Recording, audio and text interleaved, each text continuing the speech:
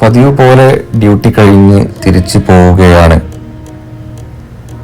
വൈകുന്നേരമായി. സൂര്യൻ ചക്രവാളത്തിൽ അതിൻ്റെ ഉറക്കത്തിലേക്കുള്ള യാത്രക്കൊരുങ്ങുകയാണ്. ഇന്ന് വ്യാഴാഴ്ച, വീക്കെൻഡ്. നാളെ വെള്ളിയാഴ്ച ഒഴിവു ദിനം. പ്രവാസികൾക്ക് ആഴ്ചയിൽ ഒരിക്കൽ ലഭിക്കുന്ന വിശ്രമ ദിവസം. വാഹനം റോഡിലേക്കെത്തി.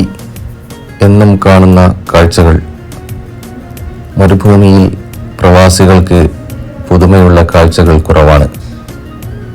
സ്ഥിരമായി കാണുന്ന ആടുമാർക്കറ്റിനടുത്തുകൂടെ ഞാൻ വീട്ടിലേക്ക് സഞ്ചരിച്ചു. ആടുമാർക്കറ്റ് ഇന്നും സജീവമാണ്. കുറേ അറബികൾ ആടുകളെ വാങ്ങാൻ വേണ്ടി വാഹനം മാർക്കറ്റിനടുത്ത് പാർക്ക് ചെയ്തത് കാണാം. ആടുകൾ ഷെഡിനകത്ത് വിശ്രമിക്കുന്നുണ്ട്. കാലാവസ്ഥ മാറിത്തുടങ്ങുകയാണ്. ചൂടിൽ നിന്നും തണുപ്പിലേക്കുള്ള പതിയെയുള്ള ചുവടുമാറ്റം.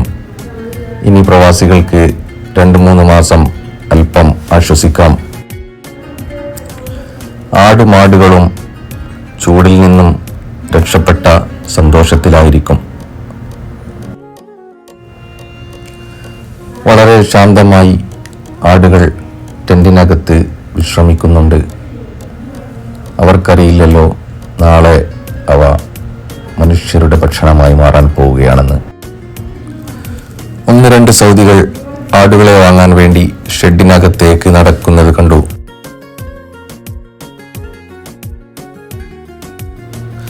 ആടുകൾക്ക് ഭക്ഷണമായി കൊടുക്കാനുള്ള പുല്ലിന്റെ കെട്ടുകൾ നിരത്തി വെച്ചത് കാണാൻ സാധിക്കുന്നുണ്ട്.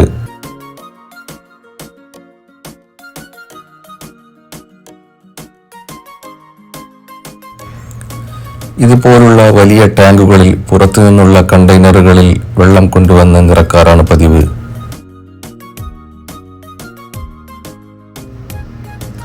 ഒരു കണ്ടെയ്നർ ലോറി ഒരു ടാങ്കിനകത്ത് വെള്ളം നിറക്കുന്നത് കാണാൻ സാധിച്ചു. പല നിറത്തിലും വലിപ്പത്തിലുമുള്ള വ്യത്യസ്ത തരത്തിലുള്ള ഒരുപാട് ആടുകൾ.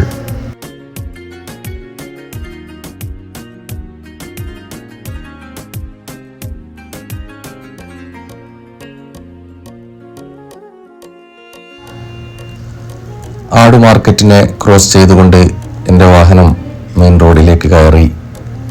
മെയിൻ റോഡ് തിരക്കുണ്ട്. വൈകുന്നേരം ആളുകൾ ജോലി കഴിഞ്ഞ് തിരിച്ചു പോകുന്ന തിരക്കാണ്. ഹോബാറിലേക്ക് എത്തിയപ്പോൾ റോഡ് ശക്തമായ ട്രാഫിക്കിൽ വളരെ പതുക്കെ സഞ്ചരിച്ചുകൊണ്ട് എൻ്റെ വാഹനം മെയിൻ റോഡിൽ നിന്നും പോക്കറ്റ് റോഡിലേക്ക് കയറി. വൈകുന്നേരമായതുകൊണ്ടും പ്രത്യേകിച്ച് വ്യാഴാഴ്ച ആയതുകൊണ്ടും ഇന്ന് നല്ല ട്രാഫിക്കാണ്.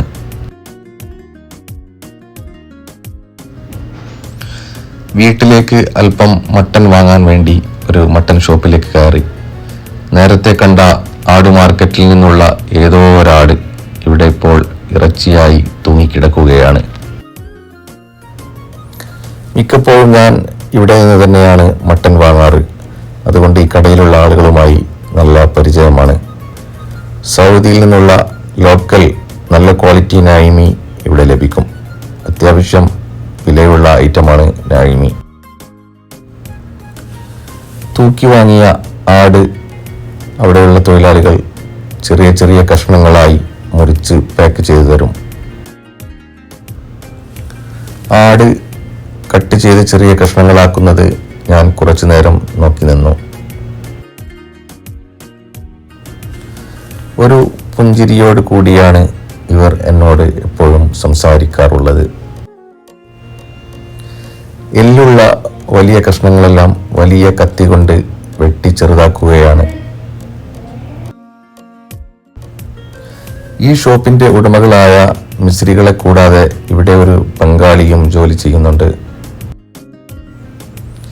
സ്ഥിരമായി ചെയ്യുന്ന ജോലി ആയതുകൊണ്ട് വളരെ എളുപ്പത്തിൽ വളരെ കൃത്യതയോടെ അവർ ഇറച്ചി കഷ്ണങ്ങളായി വെട്ടിയെടുക്കുന്നുണ്ട്. വിൽക്കാനായി വെച്ച ആടിൻ്റെ വലിയ കുറകുകളാണ് ഈ തൂക്കിയിട്ടിരിക്കുന്നത്.